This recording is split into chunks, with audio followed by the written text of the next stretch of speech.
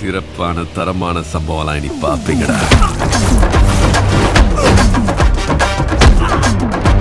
மனுஷன் எல்லாரும் பல்சையும் பிடிச்சிட்டான். இன்னும் என்னென்ன ஆட்டம் ஆட போறானோ. நாளை ஊரே கைகுட்டி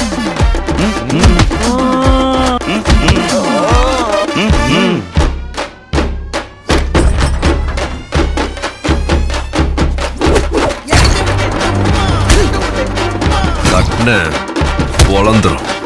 தட்ன பொழந்துருச்சு. தட்ன பொழந்துரும். தட்ன பொழந்துருச்சு.